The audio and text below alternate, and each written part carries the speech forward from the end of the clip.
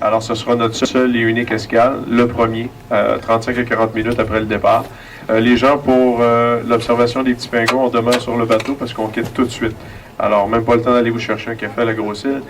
De toute façon, il est bien meilleur ici à bord. Alors, on reste sur le bateau puis on quitte tout de suite. Alors, moi, je vais vous parler un petit peu des îles aujourd'hui, durant les traversées.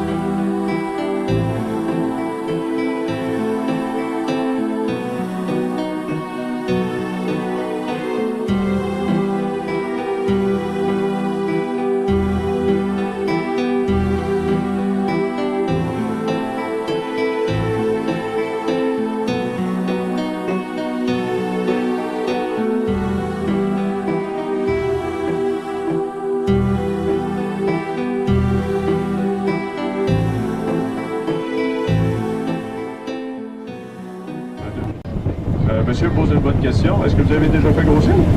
En quelle année? Ici. S'ils étaient arrêtés du côté de Québec, on les aurait retournés et ils avaient hâte d'arrêter ici en station de quarantaine. Alors, les canons, même avaient une fonction à l'époque, les trois. Un, le premier avait hâte de dire au bateau qui était au bon endroit. Deux, qui pouvait jeter l'ancre. Et trois, qui fait procéder au débarquement de ces immigrants. Ça, c'est des bâtiments des stations de quarantaine animale. Alors, la troisième fonction de l'île. Alors, ce qui fait que l'île n'était pas possible d'être visitée, c'est que l'île est encore en fonction de par Agriculture Canada jusqu'en 1986. Alors, c'était une des plus stations quarantaine animale les mieux contrôlées. Et c'était très dispendieux. Exemple, pour un fermier, ça pouvait peut-être coûter jusqu'à 7 000 $ la tête pour faire passer son bétail ici sur l'île. Mais c'était bon également pour tous les animaux exotiques également. La petite bâtisse jaune avec un toit rouge brique, c'était la première station Marconi, première station de relais radio. Alors ici, on a fait plusieurs relais célèbres, entre autres la fin de la Deuxième Guerre, le Titanic lorsqu'il a coulé. Alors des bonnes et des mauvaises nouvelles, ils passaient tous par ici. Vous avez la bâtisse en brique rouge, qui est la bâtisse des gens de Parc Canada maintenant, mais qui était la bâtisse du médecin en charge de l'île, à l'époque, le docteur Martineau. Alors ça, c'était la première fonction. Il y a eu trois fonctions que je vous ai parlé. Quarantaine humaine, majorité des Irlandais qui entraient ici au pays avaient hâte d'arrêter ici en quarantaine. Lors de la Deuxième Guerre, j'en ai parlé un petit peu tout à l'heure, c'est un petit peu le côté top secret mystérieux. Je vous invite à regarder le documentaire, ça va être beaucoup mieux que ce que moi je suis capable de vous dire. Alors, et la troisième fonction, je vous l'ai mentionné, quarantaine animale jusqu'en 1986. On a le premier quai de Grosse Île, du moins ce qui en reste ici sur la gauche, la partie en béton. La partie en bois a été emportée par les glaces l'hiver et le printemps. On l'appelait le quai des malades, le quai d'en bas. Alors l'île a été habitée à travers tout ça également par des familles. Donc la partie du village de Saint-Luc-de-Grosse-Île, on la retrouve ici sur la gauche, la petite école, certaines bâtisses également du village, la famille Masson et ainsi de suite. Les bâtisses qu'on a vues tout près du quai tout à l'heure, alors il y avait le bâtiment de désinfection qu'on a vu tout près du quai qui était restauré au grand complet et comme il l'était à l'époque. C'est un peu un bâtiment qui, lorsqu'on y entre, nous donne un peu l'idée de ce que ces gens-là ont vécu à l'époque. Les gens étaient séparés, femmes et hommes. On pouvait enlever nos vêtements, on plaçait dans des autoclaves qui étaient désinfectés durant que nous, on passait aux douches au mercure, des douches circulaires qui étaient à l'étage du haut. C'était très particulier. On avait l'hôtel de première, deuxième, troisième classe, tout simplement, parce que lorsqu'on était sous le régime anglais à l'époque, on sait que c'est la famine en Irlande, la principale source de nutrition qui était la patate, et bien c'est la maladie de la patate à l'époque. Alors bien entendu, écoutez, c'était la panique, et puis on suggère à nos amis irlandais de faire nouvelle, un beau voyage, on le vend ça comme ça, alors pour s'en venir ici au Canada, au Québec en l'occurrence. Alors bien entendu que le voyage, ceux qui sont le plus en moyen, qui paient plus cher, le voyage est relativement le même. La seule chose, c'est que lorsqu'ils arrivent ici, ben, dans l'hôtel de première classe, ils sont souvent seuls par chambre. Deuxième classe, 3, 4, peut-être jusqu'à 5. Et la troisième classe, ben, c'était des dortoirs, tout simplement. Alors, il y a les trois hôtels qui sont également du côté de la partie ouest. Le voyage en tant que tel, déjà là, c'est pas très rose parce qu'on part pour plusieurs ici. Alors, plusieurs décèdent durant le voyage. Plusieurs sont malades en arrivant ici. Juste avant de perdre les bâtisses, on a la bâtisse grise avec une porte rouge. C'est le groupe électrogène, c'est ce qui fournit l'électricité sur l'île. Une petite anecdote en passant, les trottoirs étaient éclairés ici sur Grosse-Île et on était encore à la petite lampe sur la rive sud et à Québec. Le bâtiment ici à la pointe de l'île, c'est le bâtiment le plus âgé de l'île, qui est le Lazaret qu'on appelle. C'est un des 13 hôpitaux de fortune qui ont été construits ici. Il date de 1837. Alors, on en avait 13 comme celui-ci pour abriter les gens parce que c'était par milliers qu'on débarquait ici malades. Alors, c'est un peu comme ça. C'est très, très bref ce que je vous donne là. C'est des brides d'histoire. C'est vraiment pas à la hauteur de ce que les guides sont capables de vous faire vivre. Il y a beaucoup de bagages, beaucoup de bâtisses restaurées. Alors, comme je répondais à monsieur, d'année en année, surtout cette année, on a 3 millions de dollars qui vont débuter les travaux très bientôt.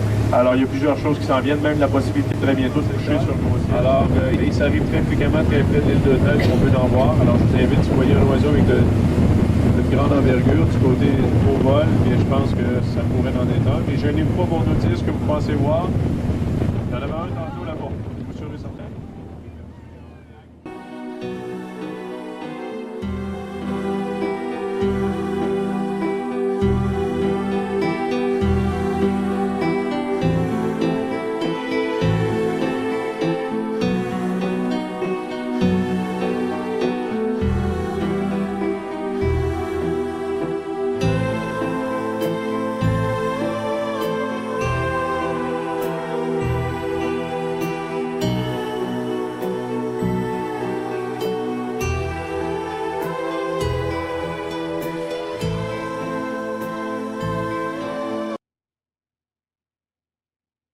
Il y en aura un sur une tête d'arbre.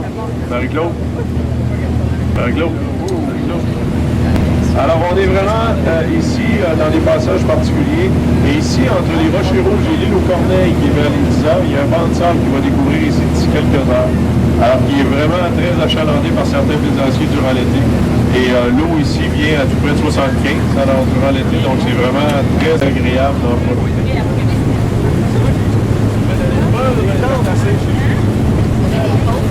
Ah oui, remarquez, il y a des oies aussi sur l'îlet de l'Oignon. Et c'est quelques oies qui nous restent. Peut-être que celles-ci ont décidé de passer l'été avec nous parce que généralement, on en a vu là, depuis le début des croisières aux petits pingouins cette année, on en a vu à quelques reprises des oies. On était sur la fin de la migration, mais là on doit dire que celles-là, ce sont des véritables retardataires parce que les oies sont en route vers l'arc canadien où elles vont avoir leurs petits. Mais l'île aux oies, je vous disais que c'est pas possible de se rendre, c'est pas habité en fait. Donc quand vous faites le chemin en vélo, vous arrivez à une barrière, puis au niveau de la barrière, c'est en fait le manoir de McPherson que le peintre Jean-Paul Riopel a acheté ensuite, puis c'est là aussi où il a terminé sa vie à l'île aux oies. Donc tout à l'heure, on va voir le manoir McPherson de très près. Ça va revenir sur le chemin du retour, donc on va voir le manoir de très près. En fait, vous aurez la meilleure vue du manoir McPherson à partir du bas. Et la ville est répartie en secteurs et ensuite les terres et les maisons avaient été louées à des agriculteurs de l'île aux Crues qui venaient s'établir à l'île aux Oies et passaient leur l'école au salaire et c'était pour pouvoir faire vivre la conciliation. Ensuite, les sœurs ont vendu au club de chasse avec le grand héron. La bernache et l'outarde, c'est exactement la même chose. On dit communément outarde, dans le langage populaire, on utilise le mot outarde pour qualifier cet oiseau-là. Par contre, son vrai nom, c'est la bernache du Canada.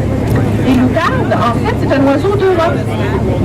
Donc, les premiers explorateurs ont vu un oiseau qui ressemblait beaucoup à la bernache, à l'outarde d'Europe. Ils l'ont appelé comme ça.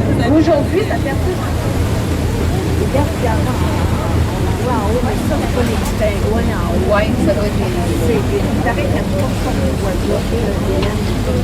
alors, on va s'approcher doucement. Regardez, il y a un cormoran qui nous survole. Donc, le cormoran à aigrette, qui est un oiseau tout brun, beaucoup plus gros que le petit pingouin, mais qui ont des oiseaux tout noirs. Et vous allez remarquer, leur vol est vraiment très rapide. Donc, c'est des oiseaux qui sont, oui, capables de voler, mais qui ont des ailes beaucoup plus courtes. Et c'est ce qui fait qu'elles ont besoin de battre les ailes vraiment rapidement pour être capables de se maintenir dans les airs. Donc, c'est des oiseaux qui sont davantage adaptés à la nage. Ils vont très bien plonger sous l'eau et aller chercher leur proie parce que c'est des oiseaux qui vont se nourrir de poissons. Alors, c'est la raison pour laquelle ils sont beaucoup plus à l'aise sous l'eau que dans les airs. Regardez, on a un tout petit là, qui s'en vient. On voit. Oui, ils sont encore un petit peu gênés. Vous allez voir, ils vont se gêner plus on s'approche. Ah, regarde, il y en a un à terre, là. Là. Ah, il est plongé. Il est arrivé dans l'eau. Alors, on va positionner, on va tourner le bateau. Remarquez aussi les oiseaux qui seront sur l'eau. Au moment de décoller, les oiseaux vont glaner avec leurs ailes pour être capables d'acquérir suffisamment de vitesse pour être capables de décoller. Remarquez, il va présenter un peu un danger pour cette espèce qui va prédater, entre autres, la recherche est américaine, c'est autour de la région de la Nouvelle-Angleterre. C'est le même emplacement que les années précédentes. Alors, le couple qui est fidèle à vie, donc c'est un couple qui sont, les oiseaux sont monogames, donc ils vont passer, une fois que le couple est formé, ils vont passer toute leur vie ensemble. Alors, le mâle et la femelle arrivent ici, s'installent pour construire leur à peu près à cette période-ci, au mois de mai, au mois de juin. Et la femelle va pondre seulement un œuf par année. D'où l'importance de protéger cet oiseau-là. C'est un seul œuf par année, ça fait un rejeton par année, c'est pas énorme. C'est le mâle et la femelle qui vont participer à l'incubation des œufs. Donc, sur leur ventre, ils ont une plaque incubatrice. Alors, c'est une partie où les vaisseaux sanguins vont être concentrés, la femelle en s'assoyant 60 grammes. 60 grammes, ça tient dans le creux de votre main, c'est minuscule.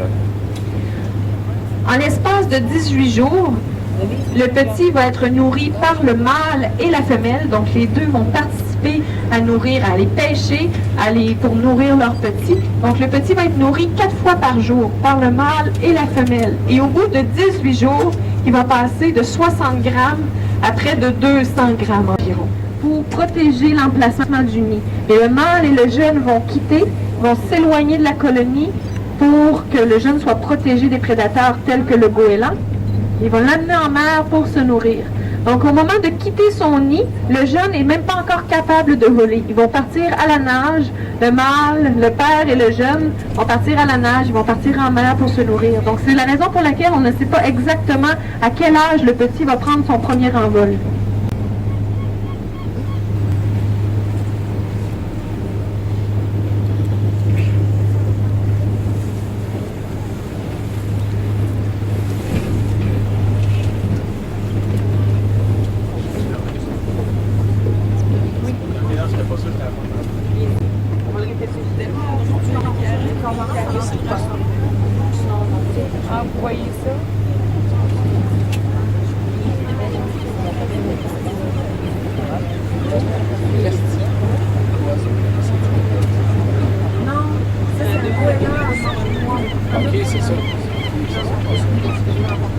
Marqué entre les deux rochers, là, il y a une espèce de creux et on voit un goéland qui est plutôt gros. Ça, c'est le fameux goéland manteau noir. Là. Son nouveau nom, c'est le goéland marin.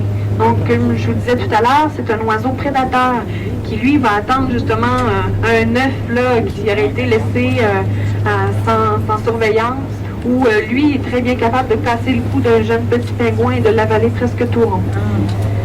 Je vais vous faire remarquer aussi les oiseaux, comme je le disais tout à l'heure, ceux qui vont sortir de la colonie au vol et qui reviennent, c'est ceux qui reviennent déranger trop souvent la colonie et risquer que les petits soient attaqués par des goélands. Donc c'est la raison pour laquelle la fin de semaine prochaine, c'est le 5 et 6 juin, c'est la dernière fin de semaine à l'horaire qui est prévue pour venir faire le Sur le rocher, ce sont des zones sociales où les petits des années précédentes, qui ne sont pas encore en âge de se reproduire, viennent apprendre comment ça fonctionne dans une colonie.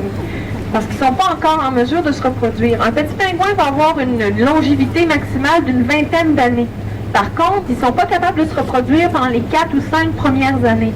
Ils sont quand même les bienvenus à la colonie, mais ils sont incapables de se reproduire, ils sont encore trop jeunes. Alors, ils ont accès à ces fameuses zones sociales qu'on appelle les clubs. Les autres, les couples reproducteurs. Donc, comment la vie se fait dans une colonie. Et je veux aussi vous spécifier qu'on est dans les îles du Kamouraska, sur la côte nord aussi, en Gaspésie. Par contre, c'est ici que les oiseaux arrivent le plus tôt et c'est ici qu'ils vont commencer à se reproduire aussi le plus tôt. Un guillemot à miroir. Le guillemot à miroir, c'est comme le cousin un peu du petit pingouin. C'est un autre alcidé qui fait partie de la même famille. C'est un oiseau tout noir avec sur les ailes, il va avoir 2 cercles, 2 ovales blancs sur chacune des ailes. On parle de glande uropygienne ou la glande uropygiale, ça dépend des lectures qu'on fait. Mais cette glande à éclat, lui, il a exactement la même glande, mais ne l'utilise pas.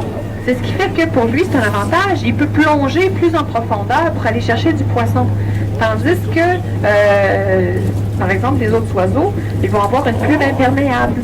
Alors, le cormoran à aigrette prend l'eau comme une éponge. Ça est un avantage pour aller pêcher, mais une fois qu'il sort de l'eau, il est obligé de se faire sécher les ailes.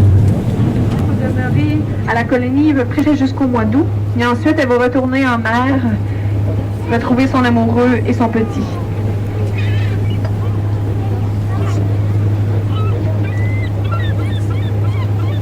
Je vous rappelle aussi que le mâle et la femelle sont fidèles à vie. Ils vont passer toute leur vie ensemble. Et ils reviennent toujours au même endroit pour avoir leur petit.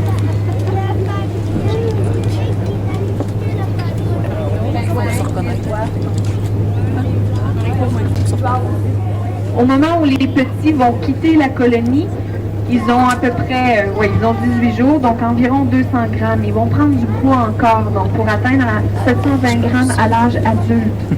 Et c'est des oiseaux qui sont, on l'a dit depuis le début, les petits pingouins, ils sont plutôt petits. Ils vont avoir une hauteur maximale de 47 cm et une envergure. Vous savez ce que c'est l'envergure? C'est du bout d'une aile à l'autre, donc une envergure d'environ 58 cm. Donc c'est un petit peu plus, les ailes ouvertes, c'est un petit peu plus long que haut. Donc, au moment, ces oiseaux-là vont passer l'été à se nourrir en abondance de poissons, parce que c'est des animaux qui sont piscivores, qui se nourrissent de petits poissons.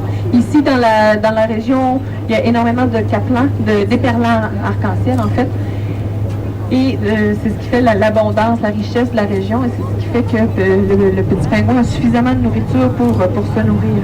Ils vont quitter, ils vont retourner passer l'hiver sur la côte est américaine à la hauteur de la Nouvelle-Angleterre, où il y a un petit groupe d'îles aussi, où ils vont se regrouper pendant l'hiver.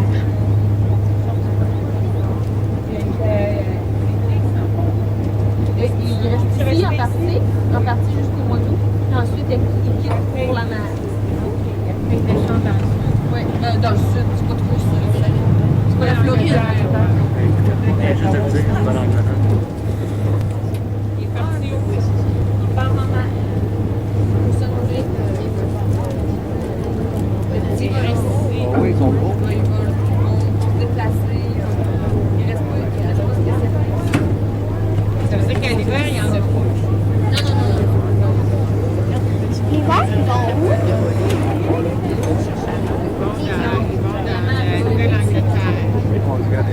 Regarde là-bas.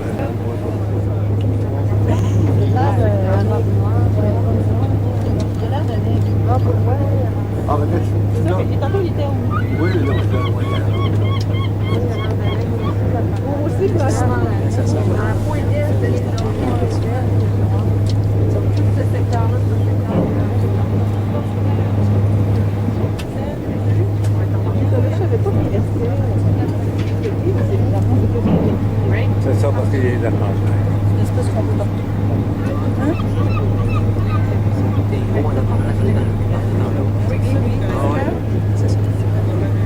Donc le capitaine m'avise que ça fait déjà 20 minutes qu'on est là. C'est le temps de prendre les dernières photos.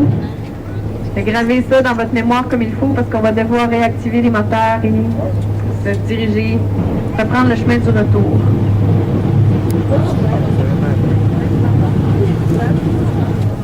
Oui, c'est vrai qu'il n'y a pas eu de... Ils ont probablement... non, pas nécessairement. Dans la littérature, ça fait dans les excavations. Si arrêté les moteurs de Un peu plus bas, là, vous avez le Témoraska, le pèlerin. le programme. Oui, exact. En plein soir, oui. C'est une excellente question. Alors, on me pose la question, combien il y a de petits pingouins ici sur le pilier de bois? C'est une excellente question, puis je pourrais même pas y répondre aujourd'hui. En fait, il y a le Service canadien de la faune. Donc, tout à l'heure, je vous disais qu'on était allé faire un inventaire du côté de la battue Rouleau-Marin l'année dernière. Eh bien, cette année, le Service canadien de la faune a déjà pris entente avec les Lachance pour être capable de venir aux battues ici sur le pilier de bois. Il y a un petit peu plus loin, là, tout à l'heure, en repartant, vous allez voir, il y a le pilier de pierre. Donc, il y a une colonie de goélands de ce côté-là. Donc, ils veulent venir faire l'inventaire des oiseaux qui se retrouvent ici sur le pilier de bois et sur le pilier de pierre. Donc, bientôt, on sera en mesure de vous dire combien il y a de couples reproducteurs qui nichent sur le pilier de bois. Ça se fait comme ça aussi. Ils vont y aller quand même pas très très longtemps. C'est des gens qui sont spécialisés dans le sens où les recensements, ça se fait généralement à vue. Alors, quand ils arrivent, ils vont prendre, ça se fait aussi par photo, là, ça dépend. Ils vont prendre une photo là, du rocher, puis aussi, je ne sais pas s'ils pourront probablement pas aller compter les nids, donc ça serait surprenant. Je ne pourrais pas vous dire de quelle façon ça va se faire exactement, mais je sais qu'ils doivent descendre sur lui. Ils vont faire un estimé, puis généralement, étant donné que c'est des gens qui sont très habitués à faire ce type d'estimé-là, alors le chiffre, quand ils comptent au printemps, quand ils donnent une estimation de la population d'un Grand Mois des Neiges, ça se fait par photo aérienne. Et des fois, c'est pas tout un groupe qui rentre sur une photo. Et les gens savent exactement, là, tu peux dire qu'on a échappé sur la photo, il y a un groupe de 50 qu'on n'a pas réussi à entrer dans la photo. Donc, c'est comme ça.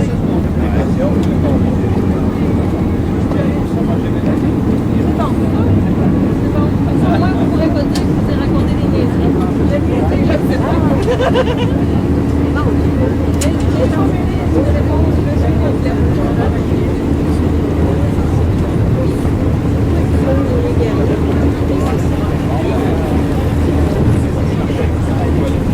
Une autre excellente question. Les loups perroquets, quand on parle dans l'archipel des îles Mingan, les oiseaux qu'on va observer, il y a bel et bien du petit pingouin, mais il y a aussi un autre membre de la famille des Alcidés, le fameux macareux moine. Comment on dit, le macareux, c'est aussi le perroquet des mers, dans cette couleur-là. Alors, le bec coloré, donc c'est le même. En fait, c'est la même famille d'oiseaux. Ça fait partie de la famille des Alcidés, donc ils sont cousins. Donc ici, on n'a jamais observé de macareux. Par contre, on a vu, comme je disais tout à l'heure, on a vu la semaine dernière, on a vu des fameux guillemots à miroir. Eux aussi, ça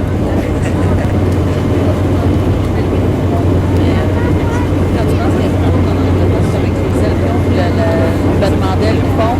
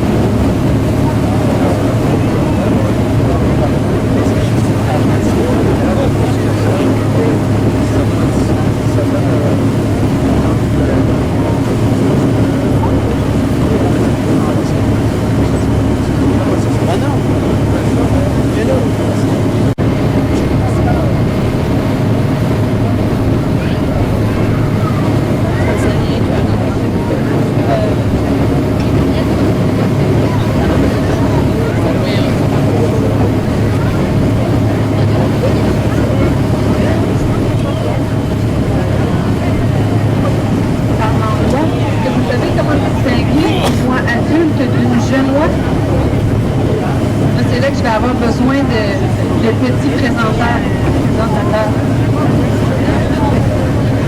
J'ai besoin d'aide. Quelqu'un qui veut m'aider?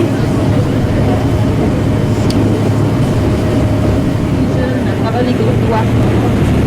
Et si je vous montre cet oiseau-là,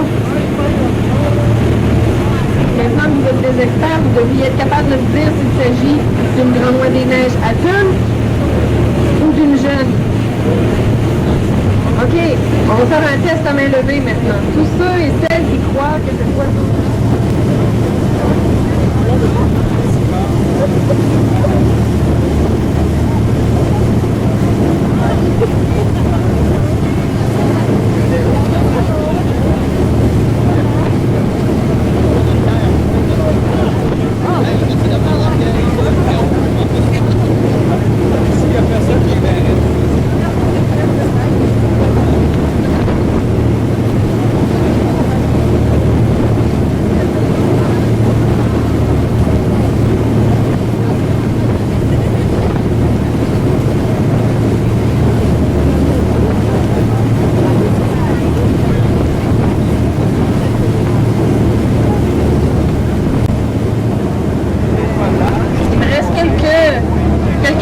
Dans mon sac que je veux vous montrer avant de passer le micro au capitaine. Tout à l'heure, je vous disais que l'île aux Oies, c'est une île qui est privée, donc il n'y a pas possibilité d'aller faire une tournée en vélo du côté de l'île aux Oies. C'est une île qui est privée, donc on ne peut pas mettre le gros orteil du côté de l'île aux Oies. On allait s'installer toute une équipe dans la petite maison, celle qu'on se retrouve juste devant présentement, la petite maison grêlon, avec la ferme derrière. On s'installait là pour une période de 4 à 5 semaines. Et l'objectif, c'était d'aller capturer des oies pour, entre autres, leur mettre la fameuse bague de métal qui va les suivre toute leur vie. Est-ce que vous avez déjà vu ça?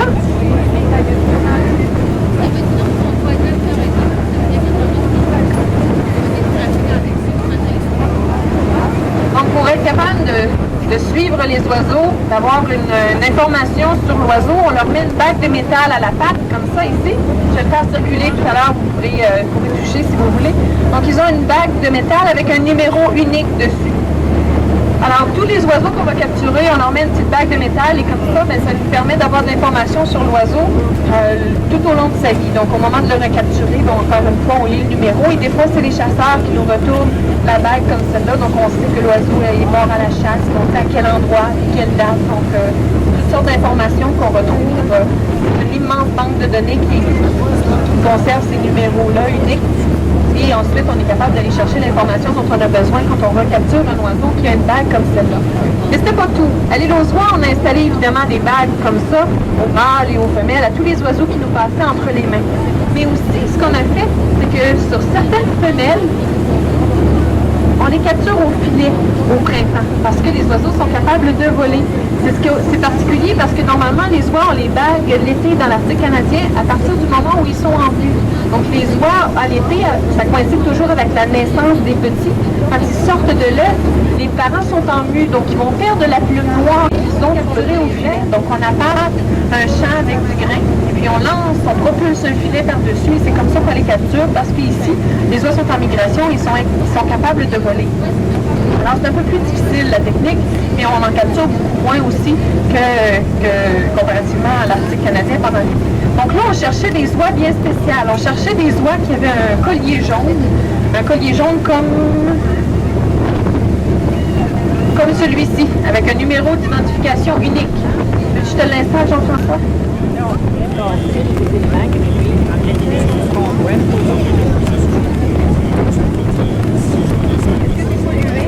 C'est pas plus pollué qu'ailleurs. En fait, ce qui est particulier, on vous expliquait la marée, l'importance des marées ici dans la région. Donc, une marée, il y a 2 marées hautes par jour. Alors, les marées vont entre autres brasser le fond marin. Il y a beaucoup de particules en suspension dans l'eau. C'est pas parce que c'est plus pollué qu'ailleurs. Donc, il y a beaucoup de sable, de particules en suspension. Et c'est ce qui fait que l'eau vous semble sale, mais elle n'est pas plus sale qu'ailleurs. Si on la laissait le temps de reposer, l'eau serait aussi claire qu'à Rimouski.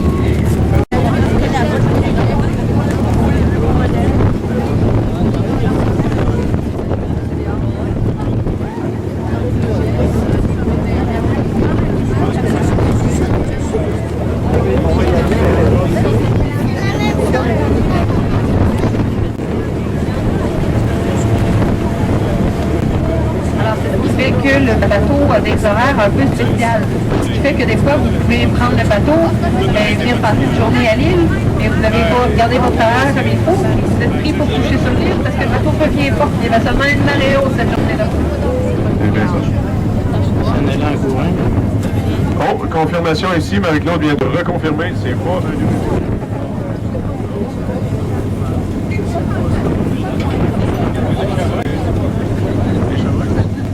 Alors donc, je te ouvre avec mes rames. Je suis dans mes rames.